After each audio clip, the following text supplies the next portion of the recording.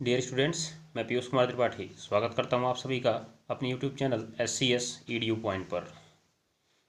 तो आज मैं आपके लिए बोर्ड एग्जाम कैप्सूल की श्रृंखला का अगला भाग लेकर हाजिर हूं, जिसमें हम लोग 5 सवाल हल करेंगे और बाकी सवाल आपके लिए होमवर्क रहेंगे। ये सभी सवाल 2019 बोर्ड परीक्षा में आए हुए हैं, याद रखिएगा 2019 बोर्ड परीक्षा में आए हुए हैं। ठीक है, तो चलिए हम लोग सवालों की शुरुआत करते हैं। आज का पहला सवाल आपकी स्क्रीन पर दिख रहा है कि निम्नलिखित क्या यूपीएससी नाम लिखिए। तो यूपीएससी नाम नॉर्मली आप लोग जानते हैं कि लिखा जाता है कि कार्बनिक यौगिकों में, लेकिन हमने पढ़ा कि यूपीएससी नाम उपसहसंयोजी यौगिकों का भी लिखा जाता है। तो यहाँ पर आपको 2 उपसहसंयोजी यौगिक दिए गए हैं जिनके आपको नाम लिखने हैं। मैंने कल इनको आपको होमवर्क में भी दिया होगा, तो जिसने काम किया होगा उसने लिख लिया होगा। अगर नहीं किया है तो अभी कर लीजिएगा आप लोग। हम लोग इसका नाम लिखते हैं। तो नाम लिखने के लिए सबसे पहले मैंने बताया था कि आपको इसमें इस धातु परमाणु की ऑक्सीकरण संख्या निकालनी होगी। तो इस धातु परमाणु की ऑक्सीकरण संख्या को आप x मानेंगे, प्लस लगाएंगे और 6 गुणे फिर आप NH3 का लिखेंगे और फिर बराबर इसका जो आवेश है आप उसको लिखेंगे। तो ज़रा देखिए आप लोग, x हो गया और प्लस 6 गुणा NH3 का हो गया 0 और बराबर आवेश आपको मिला +4। तो उधर 0 का कोई मतलब नहीं निकला, तो आपको x बराबर इसमें मिल गया +4, अर्थात इस प्लेटिनम की जो ऑक्सीकरण संख्या है वो आपको मिल गई +4। अब जरा हम लोग इसका नाम लिख लेते हैं। आप नाम देख लीजिएगा। तो नाम देखेंगे क्या लिखा हुआ है। सबसे पहले तो आपको मालूम है कि इसमें नाम किसका लिखते हैं, आपको मालूम होना चाहिए। सबसे पहले नाम हम लिखते हैं जो लिगेंड होता है उसको। तो लिगेंड क्या होता है, यहाँ पे आपने देखा ये केंद्रीय धातु परमाणु है। केंद्रीय धातु परमाणु के बाद जितने लोग बचते हैं सबके सब लिगेंड ही होते हैं। तो इसमें 6 अमोनिया दिख रहे हैं, इनका नाम क्या होता है, एमीन। क्या होता है, एमीन। ठीक है, और 6 के लिए क्या लगता है, हेक्सा। तो देखिए 6 के लिए लगता है हेक्सा, उसके बाद आता है एमीन, एमीन, एमीन। उसके बाद आप लिखेंगे पीटी का नाम। तो पीटी का नाम 2 प्रकार से लिखा जाता है। एक लिखा जाता है प्लेटिनम और एक लिखा जाता है प्लेटिनेट। एक लिखा जाता है प्लेटिनेट।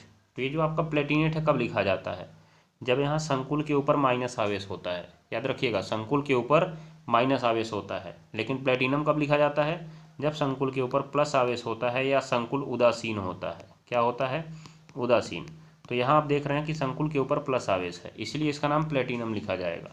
तो इसका नाम हम लिख देंगे हेक्साएमीन प्लेटिनम, PLATINUM। आप इसको हिंदी में भी लिख सकते हैं, याद रखिएगा। और ब्रैकेट में जो इसका ऑक्सीकरण संख्या आया था 4, इसको रोमन अंक के द्वारा आप लोग लिख दीजिएगा IV, और अंत में आप जोड़ दीजिएगा आयन, ION। तो हेक्साएमीन प्लेटिनम 4 आयन। तो आप लोग बता सकते हैं कितने लोग का नाम सही था। चलिए हम लोग दूसरा नाम देख लेते हैं, K2NI,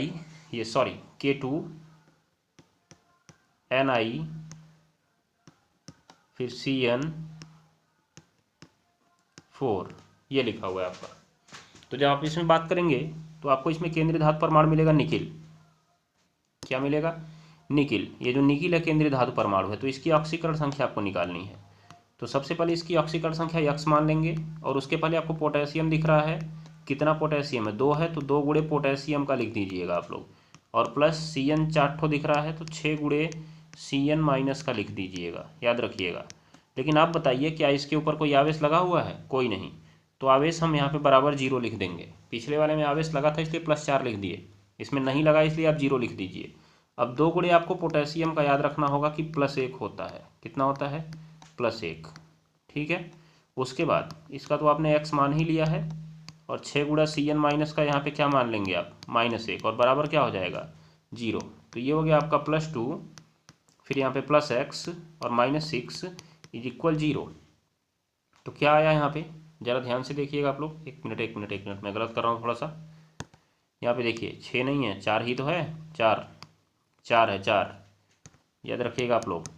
4 कितना है, 4 है। तो 4 गुणा -1 -4 हो जाएगा।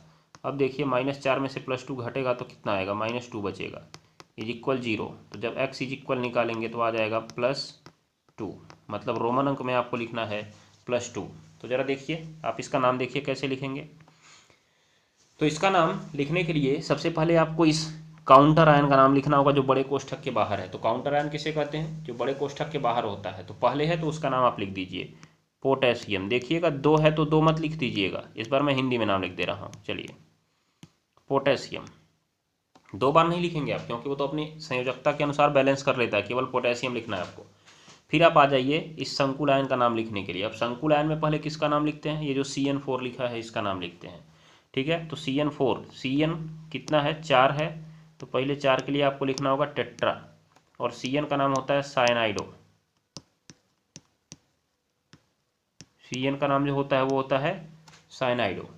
उसके बाद इस Na का नाम लिखेंगे। इस बार बताइए Na पर माइनस आवेश लगा होगा कि प्लस आवेश लगा होगा। तो जाहिर सी बात है ये पहले आयन लिखा गया फिर ये लिखा गया, मतलब ये बाद में लिखा गया है, अर्थात ये ऋणायन रहा होगा, क्योंकि किसी भी यौगिक में पहले धनायन लिखते हैं और बाद में ऋणायन लिखते हैं। तो अगर ये ऋणायन है तो इसका नाम हम निकिल नहीं लिख सकते हैं। अब क्या लिखेंगे, निकिलेट लिखेंगे, निकिलेट। और ब्रैकेट में देखिए कितनी आई है इसकी ऑक्सीकरण संख्या, 2 आई है। तो आप रोमन अंक में 2 लिख दीजिए, पोटेशियम टेट्रासाइनाइडो निकिलेट। अब इसमें क्या आयन लिखेंगे आप, आयन नहीं लिखना है क्योंकि ये यौगिक है। ठीक है, तो ये आपका हो गया पहला सवाल IUPAC नाम। आशा करता हूँ कि आपने कल ही इसको लिख लिया होगा, और अगर नहीं लिखा होगा तो आज आपने समझ लिया होगा, जिससे आप अन्य नामों को भी लिख सकते हैं। ठीक है ना, ये बात को आप जरूर ध्यान में रखेंगे। चलिए अगले सवाल की ओर बढ़ते हैं। अगला सवाल देखिए, अगला सवाल आपकी स्क्रीन पर दिख रहा है कि निम्नलिखित को परिभाषित कीजिए, जिसमें आपको एक शब्द दिख रहा है संकुल आयन और एक शब्द दिख रहा है उप सहसंयोजन संख्या। तो चलिए इसके लिए हम इसी उदाहरण को उठाते हैं।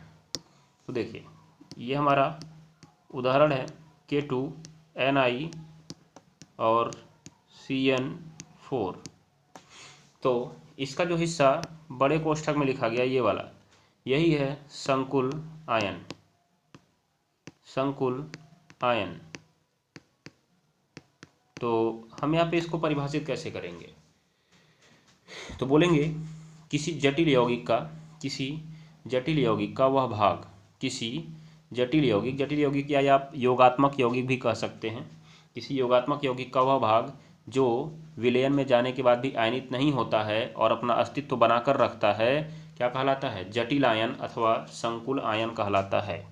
किसी योगात्मक यौगिक का वह भाग जो विलयन में जाने के बाद भी आयनित नहीं होता है और अपना अस्तित्व बनाकर रखता है, क्या कहलाता है, संकुल आयन कहलाता है या जटिल आयन कहलाता है, या इसी को संकर आयन भी बोलते हैं। याद रख लीजिएगा, संकुल आयन या जटिल आयन या संकर आयन आप तीनों बोल सकते हैं, संकर आयन। ठीक है ना, ये बात को आप जरूर ध्यान में रखिए। ठीक है, ये चीज़ होती है। अब देखिए आप लोग, ये तो आपने देख लिया संकुल आयन क्या है। दूसरा आता है इसी में उप सहसंयोजन संख्या, चाहे सहसंयोजक बोलिए चाहे सहसंयोजन बोलिए, दोनों बातें एक ही हैं। तो उप सहसंयोजन संख्या क्या है, तो जब हम बात करते हैं इस जटिल आयन की, अर्थात ये जो बड़े कोष्ठक के अंदर वाला हिस्सा है, इसमें जो केंद्रीय धातु परमाणु है ये वाला, ये जितना उप सहसंयोजी बंध बनाएगा वही उसकी कहलाएगी समन्वय संख्या, अर्थात उप सहसंयोजन संख्या। जितना उप सहसंयोजी बंध बनाएगा वही उसकी कहलाएगी समन्वय संख्या या उप सहसंयोजन संख्या। जैसे इसमें देखिए निकिल 4 CN से जुड़ा हुआ है तो 4 उप सहसंयोजी बंध बनाता है, 4 उप सहसंयोजी बंध बनाता है। तो निकिल की समन्वय संख्या यहाँ पे कितनी है, 4 है। तो क्या कहेंगे, जटिल आयन में केंद्रीय धातु परमाणु जितने उप सहसंयोजी बंध बनाता है वही उसकी समन्वय संख्या या उप सहसंयोजन संख्या कहलाती है।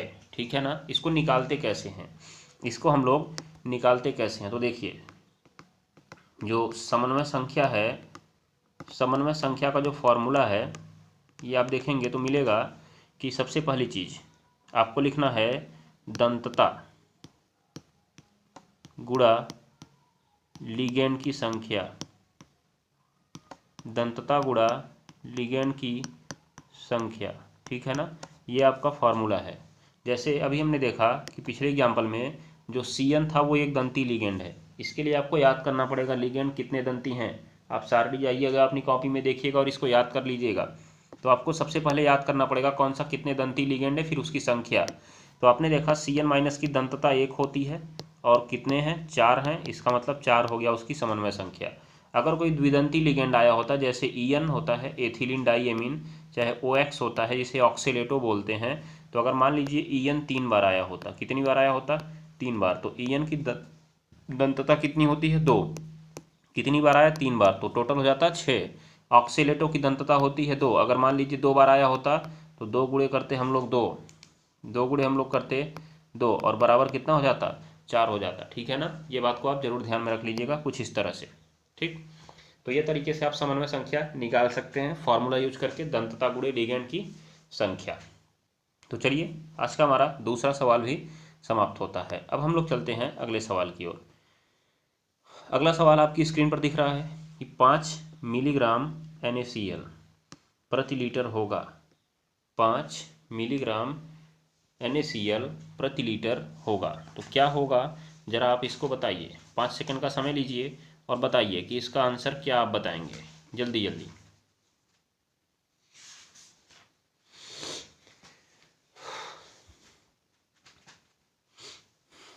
बताइए। लिखा हुआ है 5 मिलीग्राम NaCl प्रति लीटर क्या होगा। तो सबसे पहली चीज़ यहाँ पे लिखा हुआ है 5 मिलीग्राम प्रति लीटर, अर्थात बटे 1 लीटर लिखा हुआ है। बटे में कितना लिखा हुआ है, 1 लीटर। यहाँ से आप इसको हटाइए, बटे में लिखिए आप 1 लीटर, मतलब 5 मिलीग्राम है और बटे 1 लीटर है। तो ज़रा इसको बदल लीजिए ना आप।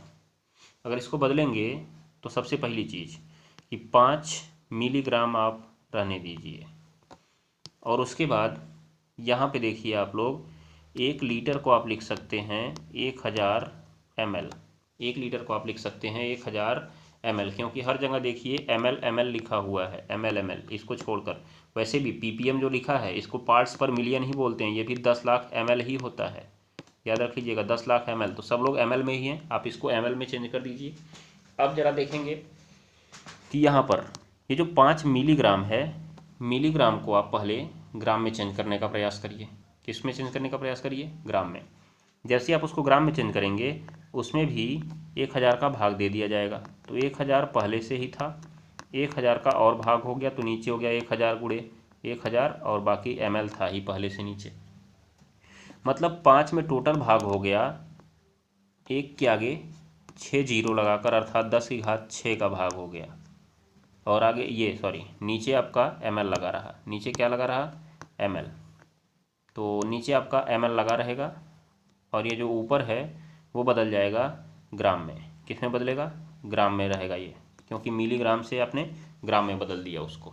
मिलीग्राम को ग्राम में बदलने के लिए 1000 से भाग करते हैं, याद रखिएगा, क्योंकि मिलीग्राम छोटा होता है ग्राम बड़ा होता है, इसलिए भाग करना पड़ेगा। अब देखिए 5 में आपने 10 की घात 6 का भाग दिया, तो आप ऐसे लिख सकते हैं 5 गुणे 10 की घात -6 ग्राम इंटू ml को भी आप ऊपर लेके चले जाएंगे तो उसकी घात क्या हो जाएगा, -1। तो ज़रा इधर साइड में आप देख लीजिए, ये 10 की घात जो -6 है इसको माइक्रो बोला जाता है, माइक्रो। तो 5 और उसकी जगह माइक्रो लिख दीजिए और ग्राम हो गया, फिर ml पे क्या हो गया, -1। कौन सा ऑप्शन सही निकल के आया उसमें से, आपका निकल के आया सेकेंड नंबर ऑप्शन सही है। देख लीजिए इस टाइप के सवाल भी पूछे जा सकते हैं आपसे, मतलब ऐसा नहीं कर सकते कि ये सवाल नहीं पूछा जा सकता है, तो पूछे जा सकते हैं। तो आप कैसे बदलेंगे इसको, आपने देख लिया, मैंने बता दिया कैसे बदलना है।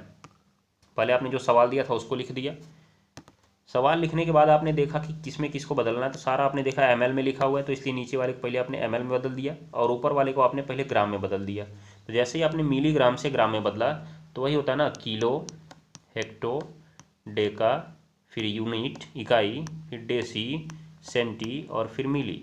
तो यूनिट में आपका आता है ग्राम और 1, 2 और 3 खाना नीचे है, इसीलिए आपको 1000 से भाग देना पड़ रहा है उसमें, ठीक है। ये बात को ध्यान में रखेंगे।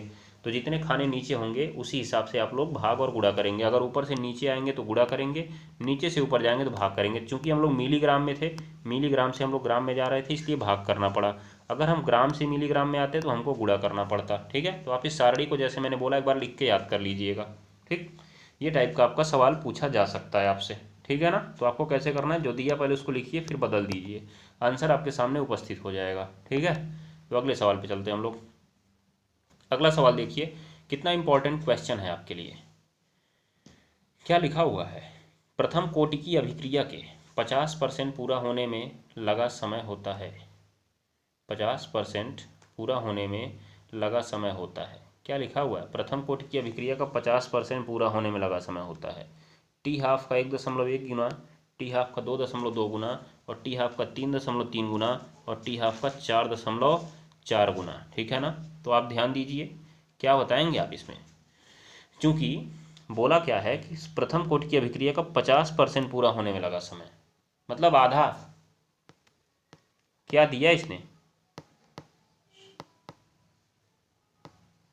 अर्धायु दे दिया इसने।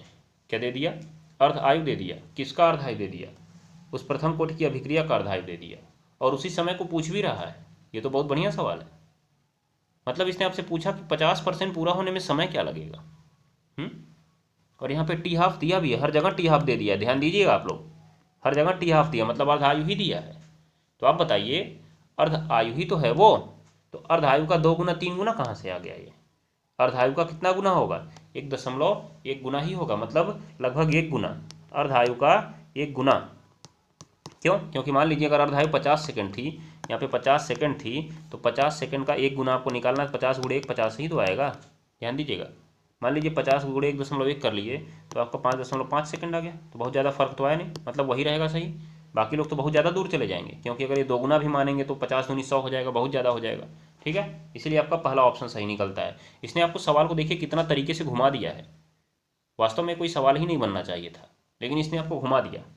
क्या किया इसने कहा कि आप बताइए कि जो अर्धायु होती है वो कितने गुना होती है, अर्धायु, जबकि आपको मालूम है कि अर्धायु ही 50% है, और उसी अर्धायु को पूछ लिया कितना गुना होती है। अर्ध आयु का कितना गुना होती है, तो 1 गुना ही तो होगी ना, याद कर लीजिएगा आप लोग।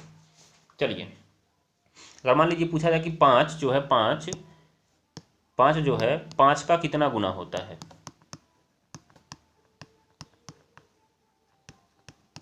तो यही आपसे सवाल इसमें पूछा है कि 5 का कितना गुना होता है। तो 5/5 करेंगे तो कितना आएगा, 1 ही तो आएगा। तो इसमें 1.1 बोला है, थोड़ा सा आपको घुमाने के लिए, उतना ही रहेगा लगभग। ठीक है ना, चलिए अब हम लोग आज का अगला सवाल देखते हैं। आज का अगला सवाल क्या है, देखिए ये एक सवाल है जो मैं आपके लिए लेकर आया हूँ। आज का यही हमारा आखिरी सवाल होगा, इसके बाद आपके लिए होमवर्क आएंगे। तो लिखा हुआ भारानुसार 25% ग्लिसरॉल के विलयन में ग्लिसरॉल के मोल अंश की गणना कीजिए। मोल अंश मतलब मोल प्रभाज निकालना है आपको। क्या निकालना है, मोल प्रभाज, मोल प्रभाज निकालना है। ठीक है, उसके बाद ग्लिसरॉल का विलयन बनाया गया है। ग्लिसरॉल का विलयन बनाया गया, किस में बनाया गया पता ही नहीं है, किस में बनाया गया पता ही नहीं है, इसका मतलब जल में बनाया गया होगा। किस में बनाया गया होगा, जल में।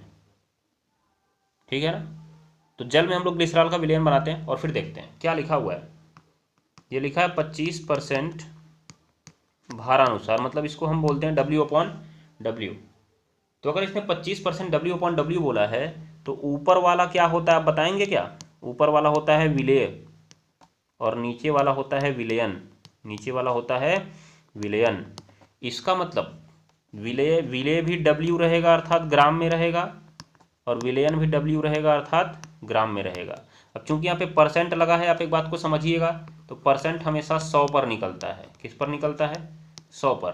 परसेंट हमेशा 100 पर निकलता है, आप इस बात को ध्यान में रख लीजिएगा, हमेशा 100 मानना है। तो देखेंगे, मानना पड़ेगा आपको विलयन बराबर 100 ग्राम। तो जो आपका विलेय होगा, विलेय जो होगा वो होगा 25 ग्राम। मतलब आप आपको यहाँ पे एक से सवाल मिल गया हमको कि विलयन जो है 100 ग्राम है, और जो विलेय है वो 25 ग्राम है। तो जरा आप विलायक निकाल लीजिए ना। विलायक निकाल लीजिए। विलायक कैसे निकलेगा? विलयन में से विलेय को निकाल दीजिए, विलयन में से आप विलेय को निकाल दीजिए। तो जो आपका विलयन है वो टोटल 100 था, 100 में से आप विलेय को निकाल दीजिए 25, तो कितना बचेगा? 75 ग्राम। मतलब आपको जो विलायक मिल गया वो मिल गया 75 ग्राम। विलायक कितने ग्राम मिला आपको? 75 ग्राम, 75 ग्राम। ठीक है, विलायक आपको मिला 75 ग्राम, और फिर जो आपका इधर विलेय है वो है 25 ग्राम। तो हमें ज़रूरत किसकी है? विलायक और विलेय की तो है, विलयन की ज़रूरत नहीं है हमें, क्योंकि जब हम मोल प्रभाव निकालने जाते हैं तो उसका फॉर्मूला होता है n/n+n, जैसा कि मैंने आपको परसों की क्लास में बताया था, याद रखिएगा। ठीक है, तो क्या होगा कि यहाँ पर आपको मिला कि जो विलेयन मिला वो 100 ग्राम था, लेकिन विलेयन से हमें मतलब नहीं है, हमें विलेय और विलायक से मतलब है, और विलेय और विलायक के मोलों की संख्या निकालनी पड़ेगी। इसमें विलेय कौन है? ग्लिसरॉल है, और विलायक कौन है? जल है। विलायक कौन है? जल है। तो चलिए पहले आप विलेय के लिए निकालिए। किसके लिए निकालिए? विलेय के लिए। तो विलेय के लिए देखिए जरा W कितना दिया है। विलेय के लिए W दिया कितना है? विलेय के लिए W दिया था 25 ग्राम। वही तो हमने देखा 25% लिखा हुआ था, विलेय की मात्रा है वही। अब उसके बाद क्या हुआ? इसका यम निकालिए। तो हमारे पास है क्या? C3H8O3, क्योंकि ये ग्लिसरॉल है, यही तो है ग्लिसरॉल। ठीक है, इसी हिसाब से पूछ रहा है। तो पहले आप ग्लिसरॉल का मोलर द्रव्यमान यम निकाल लीजिए। क्या निकालेंगे? यम। तो देखिए कार्बन का हो गया 12 × 36, हाइड्रोजन का हो गया 8 × 8, और ऑक्सीजन का हो गया 16 × 48। तो 48 मतलब 8 8 16, 16 6 22 को 2 हासिल 2, 4 3 7, 7 और 2 9, कितना आ गया? 92। कितना आ गया आपका? 92 आ गया। अब इसका टोटल आ गया 92, इसलिए आपका इसका मोल निकाल लेना है आपको। तो इसका आप मोल निकाल लीजिए। मोल कितना आएगा? मोल आएगा W/m। W है 25 और m है 92, m है 92। हम जरा इसको दशमलव में निकाल लेते हैं। आप 92 में भाग दे दीजिए, 92 का भाग 25 में दे दीजिए, 92 का भाग 25 में दे दीजिए, अर्थात 25 में आप भाग दीजिए 92 का। कितना आएगा हल करने पे? इसको हल करने पे आएगा 0.27, 0.27। तो ये हो गया स्मॉल n की वैल्यू। किसकी वैल्यू हो गई? स्मॉल n की वैल्यू। अब जो आपका विलायक था, मैंने कहा अगर कुछ नहीं दिया तो आपको जल मान लेना है। तो चलिए अब हम देखते हैं विलायक के लिए। किसके लिए? विलायक के लिए। तो जब विलायक के लिए आप देखेंगे, तो विलायक के लिए जब शुरू करेंगे तो विलायक के लिए जो W होगा वो कितने ग्राम अभी हमने निकाला? विलायक की मात्रा हमने निकाली 75 ग्राम, जो 100 में से 25 घटा के निकाला गया था। और जो विलायक है वो जल है। क्या है? जल। तो जल का यम कितना होता है? तो आप जानते ही होंगे, कितना होता है? 18 होता है। इसलिए इसका मोल निकाल लीजिए, तो वो भी होगा W/m, मतलब 75/18। तो अब 18 का भाग 75 में दे देंगे आप, 18 का भाग 75 में दे देंगे। तो 18 का भाग जब आप 75 में देंगे तो आपको कितना मिलेगा? आपको मिलेगा 4.17। ये आया कैपिटल N। ये क्या आया? Capital N। अब आपको किसका मोल प्रभाव सवाल में पूछ रहा था, जरा देखिए तो ध्यान से आप लोग। किसका मोल प्रभाव पूछ रहा है? ग्लिसरॉल का पूछ रहा है। तो ग्लिसरॉल आपने यहाँ पे विलेय माना कि विलायक? विलेय माना, क्योंकि उसकी मात्रा कम है, तो विलेय माना है आपने। इसका मतलब हमसे वो विलेय का मोल प्रभाव पूछ रहा है। किसका मोल प्रभाव पूछ रहा है जी? विलेय का मोल प्रभाव। तो आप शुरू हो जाइए। अब आप निकालिए विलेय का मोल प्रभाव। विलेय का मोल प्रभाव कैसे पता चला विलेय? क्योंकि उसकी मात्रा कम है। तो विलेय का मोल प्रभाव x बराबर, फॉर्मूला आपको मिलेगा small n/n plus capital N। Small n की वैल्यू आपने कितना देखा? स्मॉल n की वैल्यू जरा देखिए तो, स्मॉल n की वैल्यू है 0.27, 0.27, और जो आपका यहाँ पे कैपिटल N है वो है 4.17। तो शुरू हो जाइए और यहाँ पे वैल्यू रखिए। इसको रखेंगे आप 0.27, और यहाँ पे रखेंगे स्मॉल n की वैल्यू 0.27, और इंटू नहीं, क्या रहेगा? इंटू नहीं रहेगा, प्लस रहेगा ना, यहाँ पे प्लस रहेगा, प्लस। तो यहाँ पे प्लस रहेगा 4.17। तो ज़रा इसको ऐड कर लीजिए आप लोग। ऊपर आया 0.27 और नीचे आया, जब इसको ऐड करेंगे तो हो जाएगा आपका 4.44। चूँकि आप इसमें देखेंगे दो दो अंक के बाद दशमलव लगा इसलिए 100 का मल्टीप्लाई कराएंगे तो इसका डेसिमल समाप्त हो जाएगा, बचेगा 27/444, बचेगा आपका 27/444। तो आप 27 में 444 का भाग दे दीजिए, आपको आंसर पता चल जाएगा। 27 में आप 444 का भाग दे दीजिए, 27 में आप भाग दीजिए 444 का, तो ये आएगा कहीं 0.0608। यही है इसका मोल प्रभाज। ये बात आप गांठ बांध दीजिए, ठीक है ना। तो इस टाइप से आपको मोल प्रभाज निकालने होंगे, ठीक है। तो आप कैसे लगाएंगे सवाल को मैंने आपको बता दिया कैसे लगेगा आपका। तो ये तरीका आपका था लगाने का। कैसे लगाएंगे आप लोग, सबसे पहले आपको परसेंट दिया हुआ था। परसेंट कैसा दिया हुआ था, W/W, भारानुसार का मतलब ये होता है W/W, और इस W/W का मतलब होता है ऊपर विलेय और नीचे विलयन। विलेय को ग्राम में लेना है और विलयन को भी ग्राम में लेना है। विलयन हमेशा 100 मानना है, चाहे ग्राम हो चाहे ml हो। तो यहाँ ग्राम था, विलयन 100 आपने मान लिया। विलयन को जैसे ही आपने 100 माना, आपने देखा विलेय आपको मिल गया 25, क्योंकि जितना परसेंट दिया है वो विलेय ही होता है। विलेय निकालने के बाद आपने देखा यहाँ पे कि तुरंत आपने निकाल लिया विलायक। क्या निकाल लिया आपने, विलायक। आपने निकाला तुरंत विलायक। विलायक का जो मात्रा होती है वो विलयन की मात्रा माइनस विलेय की मात्रा होती है। आपको विलायक मिल गया 75 ग्राम। जब आपको इतना मिल गया तो आपके लिए सवाल हो गया आसान।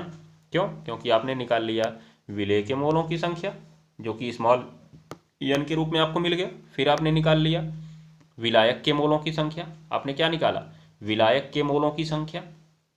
उसके बाद आपने निकाला विलेय का मोल प्रभाज, small x is equal n/n+n।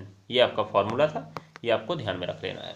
तो सवाल आपका कुछ इसी तरह से लगेगा। मोल प्रभाज का सवाल मैंने पीछे भी आपको एक बताया था, परंतु आज मैंने इस सवाल को इसीलिए बताया है क्योंकि यहाँ पर ये जो परसेंट दिया गया था ना, ये था, ये आपके लिए इंपॉर्टेंट था। आप इसको जरूर समझिएगा। जब भी 25% भारानुसार दिया तो इसका अर्थ क्या है, ऊपर विलेय रहता है, नीचे विलयन। विलयन हमेशा 100 मानना है। विलेय कितना होगा, जितना परसेंट रहेगा।